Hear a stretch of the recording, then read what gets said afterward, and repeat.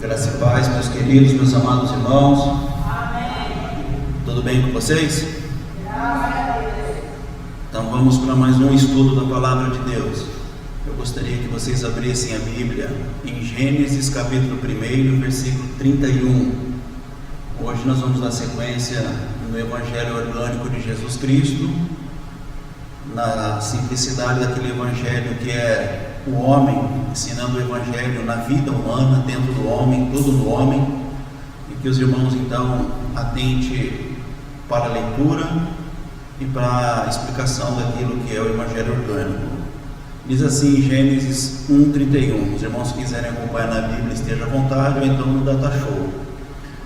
Então Deus olhou para tudo o que havia feito e viu que era muito bom. Gênesis 1:31. A noite passou e veio a manhã, encerrando o sexto dia. Aqui está o encerramento do sexto e último dia de trabalho de Deus, tá? Versículo 1 do capítulo 3 agora. Capítulo 2, versículo 1. Capítulo 2, versículo 1. Desse modo, completou-se a criação dos céus e da terra e de tudo que neles há. Desse modo, completou-se a criação dos céus e da terra e de tudo que neles há. Se tudo que há no céu e na terra se completou no sexto dia, tá, irmãos? Tudo que há no céu, tudo que há na terra, a criação de tudo isso se completou no sexto dia. E se nós já não estamos mais no sexto dia, se nós já estamos no sétimo dia, então os irmãos precisam entender que não falta Deus fazer mais nada, já está tudo completo, como aqui está escrito. Desse modo completou-se a criação dos céus e da terra e de tudo que neles há. No sétimo dia, Deus havia terminado sua obra de criação e descansou de todo o seu trabalho.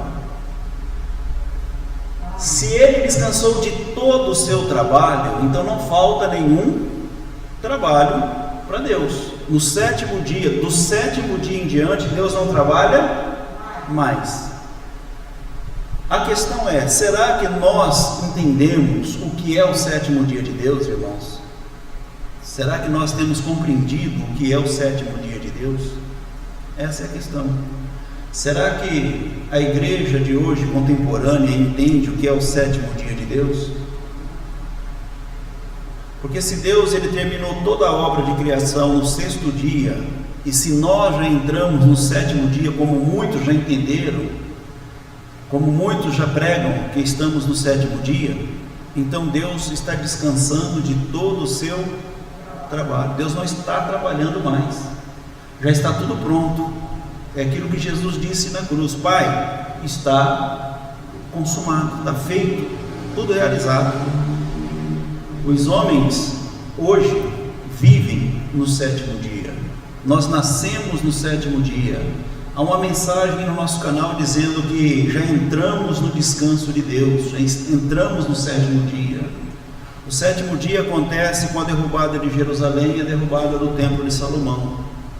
Ali se dá o fim do sexto dia e naquele momento está amanhecendo o sétimo dia, o dia em que Deus havia de descansar de toda a sua obra de criação. Amém? Versículo 3 diz assim: Deus abençoou o sétimo dia e o declarou santo. Você lembra que houve um período em que Deus separou as águas da terra das águas do céu? Nós explicamos isso muito bem para os irmãos. Teve um ciclo que houve a separação da terra, das águas do céu, das águas da terra. Agora, o que acontece? As águas do céu, ela desce novamente para a terra. As águas do céu agora se manifestam novamente na terra. De que forma? Nas declarações de Deus. No sétimo dia, o que Deus faz? Ele abençoa o sétimo dia e declara que esse dia é dia santo.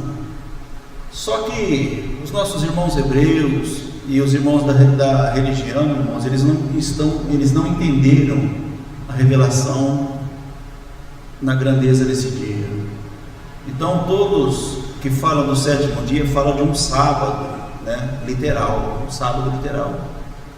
Depois da sexta-feira tem o sábado, que ninguém trabalha no sábado, porque Deus descansou no sábado. Então Deus ele trabalha segunda, terça, quarta, quinta e sexta, domingo, segunda, terça, quarta, quinta e sexta, e descansa no sábado.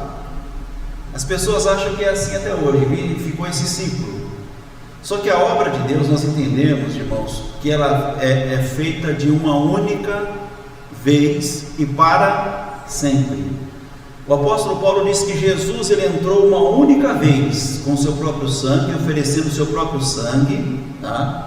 E ali ele fez uma obra que fosse única e para sempre. Não precisa se repetir todo ano as obras de Jesus. Aqui não precisa repetir, nós não precisamos repetir todos os sábados o descanso de Deus, porque a história mostrou, nos revelou que esse dia foi o dia da volta de Cristo.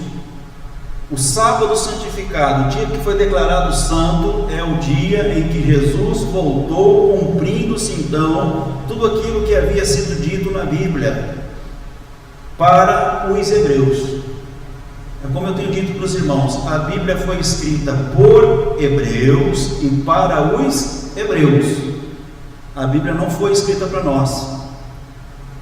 Só que nós participamos da história quando as conquistas da cruz se estendeu para as demais nações.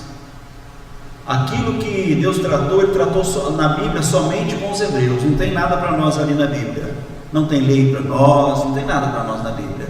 Só que aquilo que é a conquista dos hebreus por Cristo na cruz, também se estende isso a nós até os dias de hoje. Amém?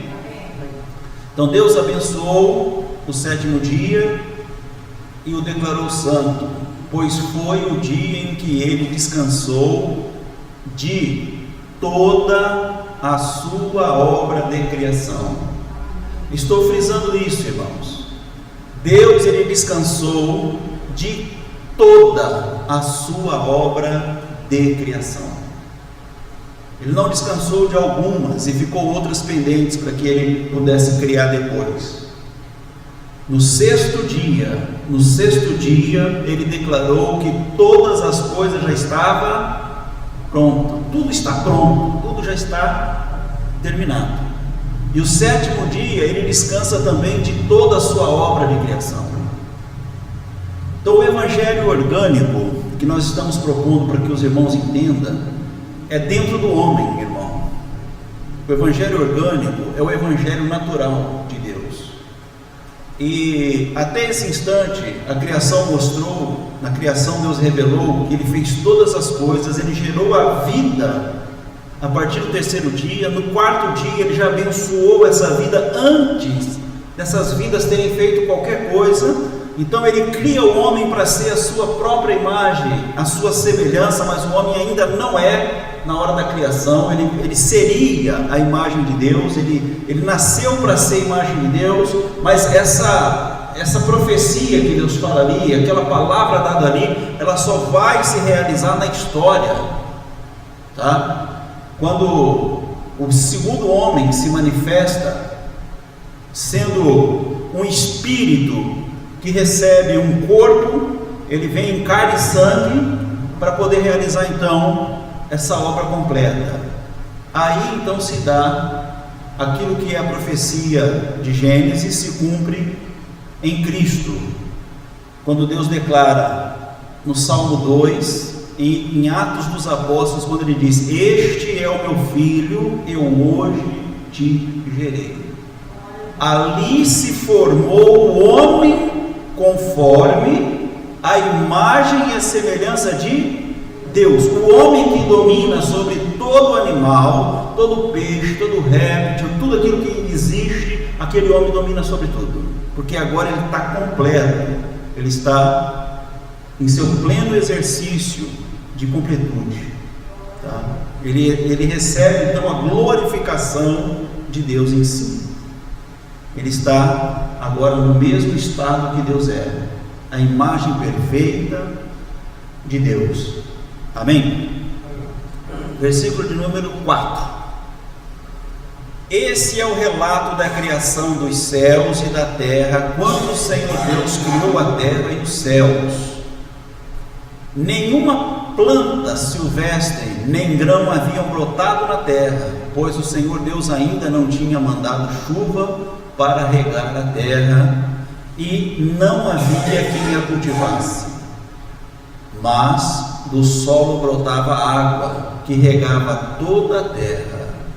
Então o Senhor Deus formou o homem do pó da terra, soprou o fôlego da vida em suas narinas, e o homem se tornou ser vivo. O Senhor declarou, o Senhor Deus plantou um jardim no Éden, para os lados do leste, e ali colocou o homem que havia criado. O Senhor Deus fez brotar do solo árvores de todas as espécies. Conforme na criação nós vemos o jeito com que Deus criou as coisas. Árvores lindas que produziam frutos deliciosos no meio do jardim. Colocou a árvore da vida e a árvore do conhecimento do bem e do mal. Então vamos entender isso aqui, irmãos. Esse jardim, ele é lido na Bíblia, ele é compreendido como um jardim literal, tá? Como um belo jardim que Deus plantou e colocou os homens para viverem naquele jardim, o Adão, né, para viver naquele jardim. Primeira coisa que eu preciso falar para vocês: Adão significa o quê? Humanidade. Então esse Adão, embora ele era uma pessoa criada por Deus, tá? Ele representava toda a humanidade criada, irmãos. Toda a humanidade criada era representada em Adão. Então esse Adão, que significa humanidade, ou criação, humanidade, ele foi colocado no meio de um jardim. E esse jardim, se eu entender de forma literal, eu vou ter muitos problemas depois, na linha do tempo, para entender essa revelação. Porque esse jardim, irmãos, é local de delícias, é onde Deus ele trata das coisas, que é no nosso entendimento. O jardim, o Éden, significa o nosso entendimento, tá? E no centro do nosso entendimento existem duas árvores. A primeira árvore é a árvore da vida, e a segunda árvore é a árvore do conhecimento do bem e do mal, que se encontra no centro do jardim, que é o nosso entendimento. Nós podemos entender na nossa vida qualquer situação pela árvore da vida, ou qualquer situação em que eu julgo que é certo ou que é errado. O que eu estou propondo nesse estudo é que os irmãos entendam Deus pela árvore da vida, orgânico, pela árvore da vida, enxergar como Deus enxerga, entender como Deus entende, pensar como Deus pensa, ver como Deus vê. Isso é orgânico, isso é viver da árvore da vida. Porém, junto da árvore da vida, no centro desse jardim, também está a árvore do conhecimento do bem e do mal. Então eu posso olhar para aquela situação com o entendimento da árvore da vida, mas eu também posso olhar para a mesma situação, para naquela situação eu colocar aquilo que eu acho que é certo, aquilo que eu entendo que é o bem e o mal. Amém, meus amados? Amém. O Evangelho orgânico, ele abre um entendimento tremendo, irmãos, para nós. É você viver da árvore da vida. É você, embora tendo no centro do jardim uma árvore do conhecimento do bem e do mal, você não comer daquele fruto. Isso é o Evangelho orgânico. Aquele que é natural do homem. Ele nasce com o homem, ele cresce com o homem, e ele nunca sai do homem, e ele termina com o homem, naturalmente. Esse é o Evangelho orgânico de Deus. Então Deus ele colocou no centro do jardim a árvore da vida. Nós vamos estar explicando isso aos irmãos, tá? E vamos estar também explicando o que é a árvore do conhecimento do bem e do mal. Então, quando Jesus ele começa a ensinar o povo hebreu, irmãos, chega no capítulo 6 de João, nós não vamos ler aqui agora, vou só falar brevemente para os irmãos, e o assunto que eles estão tratando ali é de que Jesus havia alimentado muitas pessoas com alguns pães e os peixes. Então, naquela conversa, Jesus ele fala assim: olha, eu sou o pão da vida. Lá ele não usou a árvore da vida para poder explicar, mas é o mesmo significado daqui do jardim do Éden, porque o Éden estava tratando de um jardim, e jardim tem o que? Árvores, tem plantas no jardim. Por isso era árvores do bem e do mal, ou árvore da vida. Porque se eles estivessem conversando a respeito dos peixes no mar, seria um peixe do bem e do mal e um peixe da vida. Se eles estivessem conversando um outro assunto qualquer, seria uma explicação em cima daquilo que eles estavam falando. Amém? Então, em João capítulo 6, Jesus ele é o que? O pão da vida. Que é aquele que se alimenta daquele pão tem vida. Aqui quem se alimenta dessa árvore da vida, ele desenvolve, ele entrega o que? Vida. Ele tem vida. Tá? Quem vive do conhecimento do bem e do mal, esse está morto. Não entrega nada.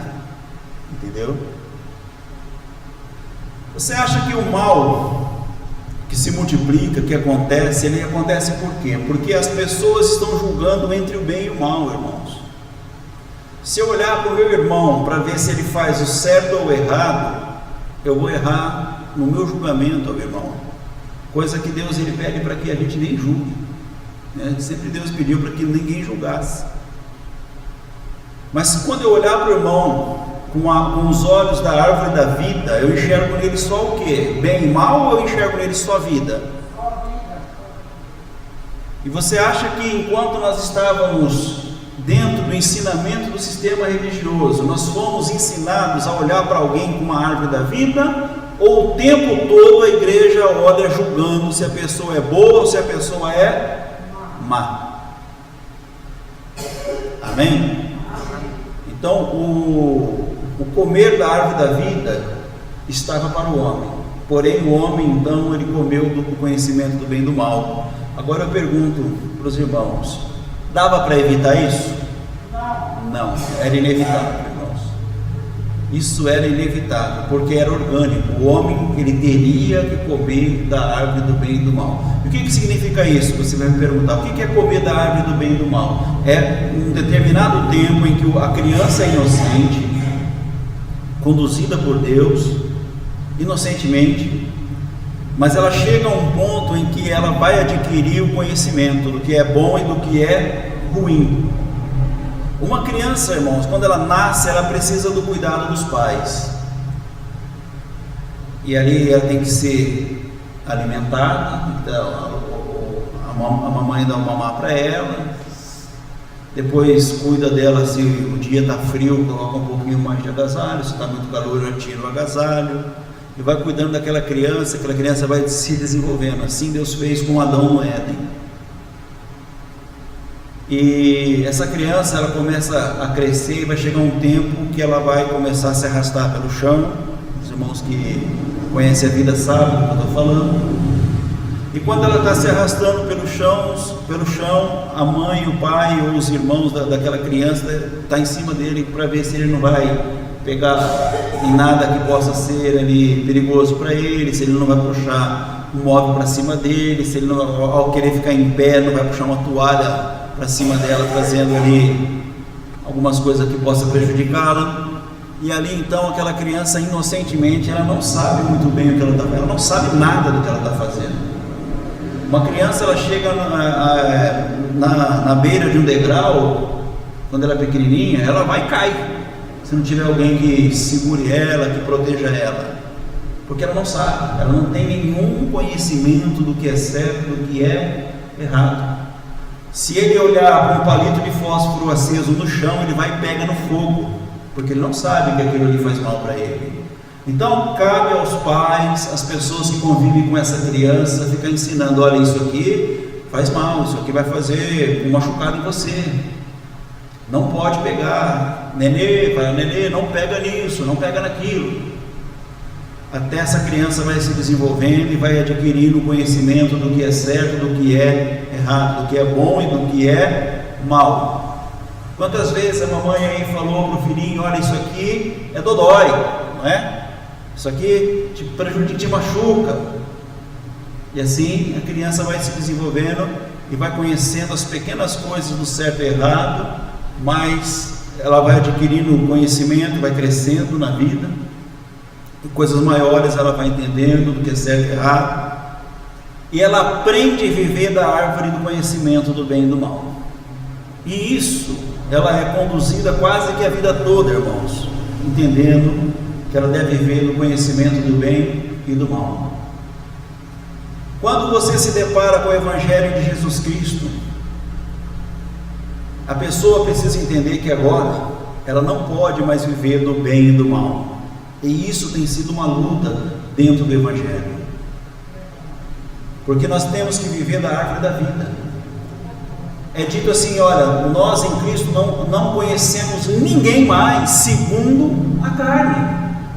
Eu não conheço vocês segundo a carne, mas eu não posso olhar para vocês segundo a carne. Por quê? Porque a carne, ela é má. Na carne, você vai querer fazer coisas que talvez você até julga ser boa, mas pode prejudicar. Normalmente, quando você faz o bem para alguém, ou alguém vai ficar enciumado porque você fez aquilo, né? Ou alguém vai te aplaudir porque você fez aquilo. E tanto o ciúme te prejudica, como também o aplauso te prejudica, porque cresce o seu egoísmo. Entendeu? Isso acontece. Mas isso é fruto da quê? Do quê? De uma vida do conhecimento do bem e do mal. Enquanto que quando Jesus ele se manifesta trazendo a realidade de Deus, ele vem ensinando a respeito da vida. O apóstolo João, que escreve o livro de João, ele começa o livro dizendo assim: olha, no princípio era o Logos, era o Verbo. O Logos estava com Deus, o Verbo estava com Deus, e o Verbo é o próprio Deus. Esse Verbo é a luz da criação, é a luz lá de Gênesis 1:1. A luz veio ao mundo, mas os homens amaram o viver do conhecimento do bem e do mal e não amaram a vida. E nós precisamos aprender a viver da árvore da vida. Então o Evangelho orgânico, ele nos propõe viver da árvore da vida, a não agirmos pelo impulso da carne, a não pensarmos a vida a partir do conhecimento do bem e do mal, mas nós acessarmos o Espírito de Deus para vivermos. Em Romanos, capítulo 8 é dito que os filhos de Deus, eles têm o Espírito de Deus. Todo aquele que é guiado pelo Espírito, irmãos, o que é ser guiado pelo Espírito? O Espírito impele, o Espírito te impele, ele te leva a fazer a coisa, tá? Quem é guiado pelo Espírito está na luz, esse revela Deus. Isso é revelação do conhecimento da árvore da vida, tá? Vivemos pela vida. Então Jesus ele disse: eu sou o caminho, eu sou a verdade, eu não sou o bem e o mal, eu sou a vida. Eu não estou aqui pelo bem ou pelo mal, eu não estou aqui para olhar para você e julgar o que você fez de bom ou o que você fez de mal. Eu estou aqui para mostrar para você o que é a vida. Essa é a proposta de Deus em Cristo, revelar a vida, a luz de Deus que veio sobre os homens. Versículo 10, Gênesis 2:10. Da terra do Éden nascia um rio que regava o jardim e depois se dividia em 4 braços. O primeiro braço, chamado Pison, rodeava toda a terra de Havilá, onde existia ouro. O ouro dessa terra é de grande pureza. Lá também há resina aromática e pedra de ônix. O segundo braço, chamado Gion, rodeava toda a terra de Cuxi. O terceiro braço, chamado Tigre, corria para o leste da terra da Síria. O quarto braço era chamado de Eufrates. O Senhor Deus colocou o homem no jardim do Éden para cultivá-lo e tomar conta dele. Mas o Senhor Deus lhe ordenou: coma à vontade dos frutos de todas as árvores do jardim, coma à vontade, exceto da árvore do conhecimento do bem e do mal. Se você comer desse fruto, com certeza morrerá. Então aqui está a descrição daquilo que nós entendemos, a origem de todo o pecado, irmãos. Deus havia dado uma lei para a humanidade, e a lei era: viva da vida, do conhecimento da vida, e não viva do conhecimento do bem e do mal. Mas o homem, naturalmente, ele quebra essa lei o tempo todo, e quando ele quebrou essa lei, ele então, infringindo essa lei, ele se torna então pecador, tá? Porque a lei do Éden representava a lei de Moisés, representa a lei que foi dada também aos israelitas, e o pecado sempre foi a transgressão dessa lei, e o homem natural, ele transgrediu a lei de Deus, e depois o homem, enquanto família de Deus em Israel, da mesma forma, ele também transgride essa lei de Deus. Então gera-se o pecado, nasce o pecado e vem a morte à humanidade. E para consertar esse pecado, irmãos, para livrar a humanidade desse pecado, aqui na história mostra sobre o povo de Israel, livrar Israel desse pecado. Então Deus, ele se manifesta em carne e sangue, para viver exatamente o que nós vivemos, o que os homens viveram, para sentir as mesmas paixões, as mesmas necessidades, para passar as mesmas coisas, mas vencer todas elas, de uma vez por todas, em favor de toda a humanidade, de todos os homens. É lógico que se você olhar na Bíblia, você vai ver que ele está tratando só do povo de Israel, mas como eu disse para os irmãos, as conquistas de Jesus naquela cruz também nos oferecem nos dias de hoje os benefícios conquistados por ele. Ele não excluiu o restante da humanidade dos seus benefícios, tá? Embora a Bíblia mostre que a história de Deus é com um único povo, o povo hebreu, o povo de Israel, mas nós fomos então beneficiados pelas conquistas daquela cruz. Aqui no versículo 17 é dito: olha, exceto da árvore do conhecimento do bem e do mal. Eu pergunto, será que o homem surpreendeu Deus quando ele acessa o conhecimento do bem e do mal? Deus sabia isso o tempo todo, e sabia que era inevitável, e sabia que essa lei seria quebrada, essa lei seria transgredida, irmãos, e o pecado entraria. Deus sabia de tudo isso. E se ele quisesse que o homem não pecasse, ele teria tirado essa possibilidade, mas ele permaneceu com a possibilidade, sabendo o que aconteceria, porque era necessário que os homens passassem por esse período, por essa fase na vida do conhecimento do bem e do mal, para que lá na frente o homem tivesse condição de entender que ele tem a possibilidade de viver do conhecimento do bem e do mal, mas também foi oferecido para ele a possibilidade dele viver da árvore da vida. Porque se eu apresento para você só a árvore da vida e digo: vocês são obrigados a viver da árvore da vida, você teria condição de viver uma vida livre? Não, você seria escravo da árvore da vida, Porém eu te apresento a árvore da vida, te apresento a árvore do conhecimento do bem e do mal, e de novo te apresento a árvore da vida, e faço um contraste com você. Olha, a árvore da vida é isso, a árvore do conhecimento do mal é isso. E agora, você vai e toma a sua decisão aí, o que você vai querer fazer. Mas tem um porém também, irmãos, o homem coletivo está na mão de Deus, está sendo conduzido. E é isso que traz algumas dificuldades para as pessoas entenderem a soberania de Deus. Mas nós vamos trabalhar no entendimento, nós vamos trabalhar no Evangelho orgânico, assim como Deus for nos oferecendo as condições, nós vamos trazendo aqui os vídeos de entendimento para os irmãos, e a palavra de entendimento aos irmãos. Amém? Então hoje nós vamos ficar por aqui. Eu agradeço a presença de cada um de vocês aqui, muito obrigado. Que Deus possa abençoar vocês, a família de vocês, e tenha uma ótima semana em nome de Jesus. Amém.